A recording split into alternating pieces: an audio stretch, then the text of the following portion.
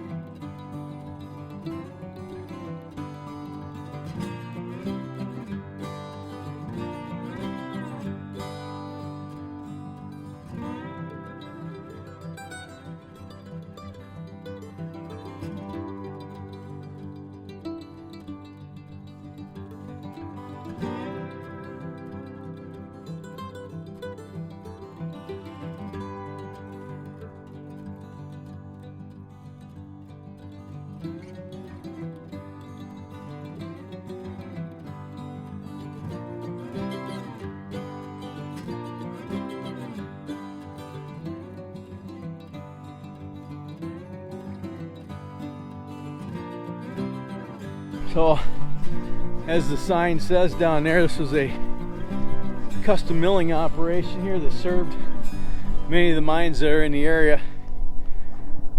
There are a lot of gold mines up here, and we are in a very remote part of the country even today, but it was even more so 150 years ago when gold was discovered out here. The problem that presented most of the miners out here was how do you get your ore to market, because pulling out of the ground is one thing, turning it into actual bars of gold is another.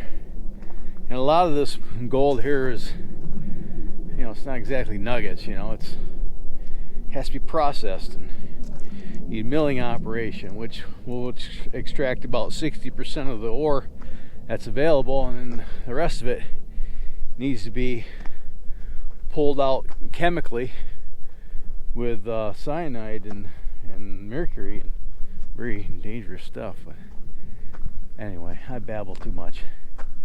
This place was started in the 30s after a lot of the booms were over up here, but mining was still being conducted up in these mountains all the way into the 70s and probably into the 80s as well, and into the 90s. Some of those claims are still active. This place was in business from the 30s, like that kiosk says, all the way into almost 1970, and it was only 50 years ago, and there's nothing left. But nevertheless, it at least gives me At least it gives me something to look into and do a little more research on, and if there's anything I can find is of any significance, I'll put it in here. You ready to go, Seth? You ready to go, Heather? What? Are you ready to go? Yes. Okay.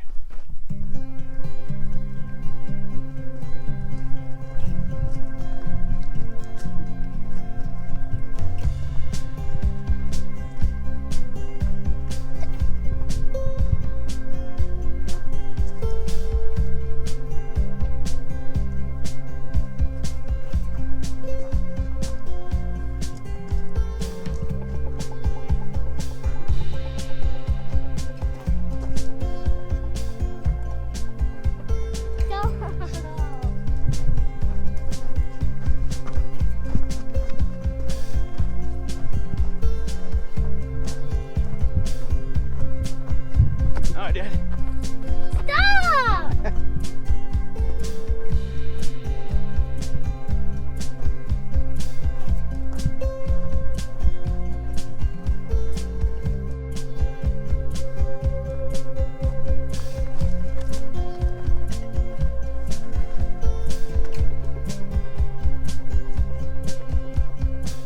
Shack here.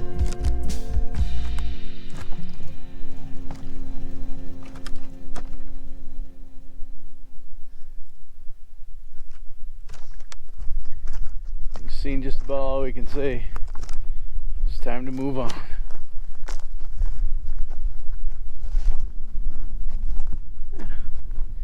Well, in the opening scene, we stopped at the little custom mill down the way.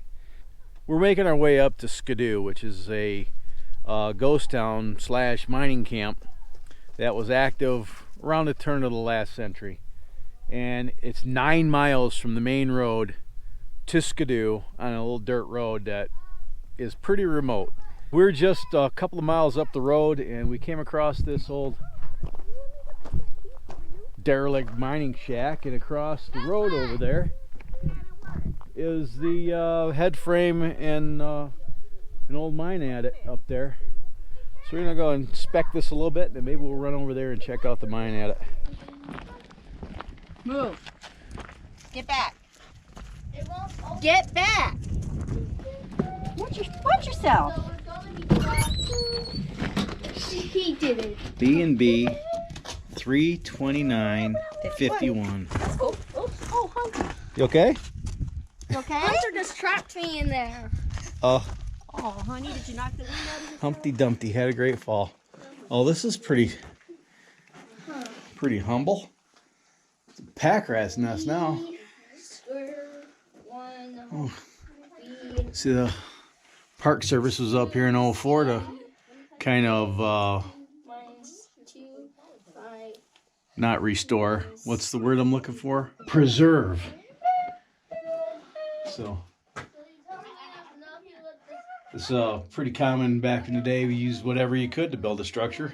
Sometimes you didn't use any wood at all. You just used the rocks that were around here. And they built the walls of this cabin out of railroad ties. And a couple of 2x4s. I'll check it out. Somebody had a checkerboard here. Hello!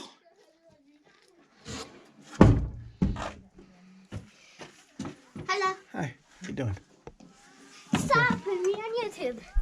Oh, stop with your nonsense.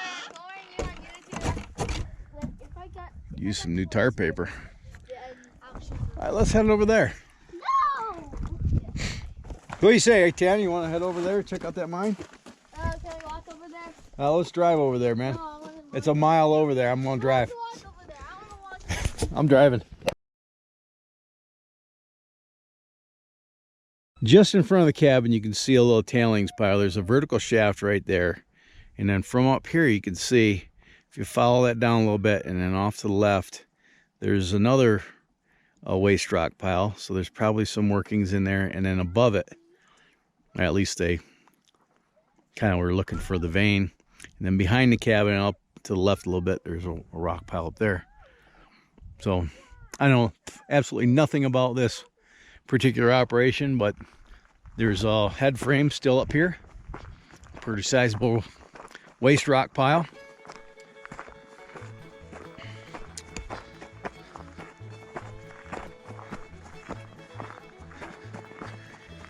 Final Park Service, they've got this graded off. Yep. That's pretty deep. Incline shaft with an integral ladder. Look at that. So, the hall level is way down there at the bottom of this, and this would have a cart that would slide up and down these 2x4s, and that would be how they would get material out of the mine and men and material probably into the mine. Let's see, let me find a rock.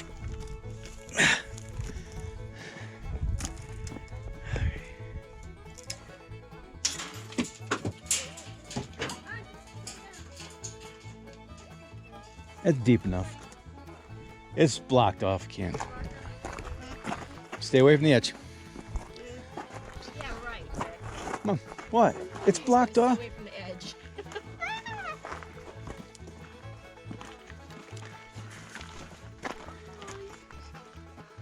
Chubby piggle. I don't even like standing on this wood. This is it's a metal rod. No. There it goes. So now there's a toy at the bottom of that incline shaft.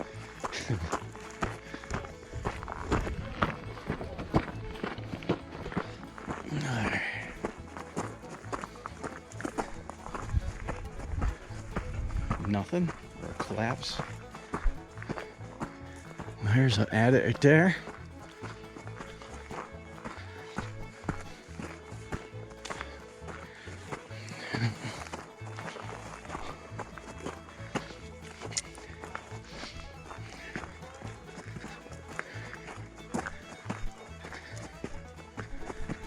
Look at that.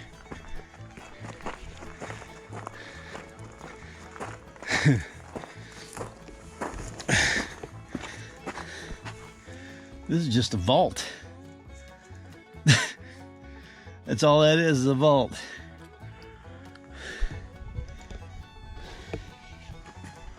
That's probably a dynamite vault. Not much to see here other than a small cabin made of railroad ties and an old derelict head frame with a McDonald's Mary Brothers toy down at the bottom of it. Let's continue on up the road to Skidoo. Okay, we're right underneath this head frame here, and this one found this one. Let's see if it's... Yeah, it only goes back here a few feet.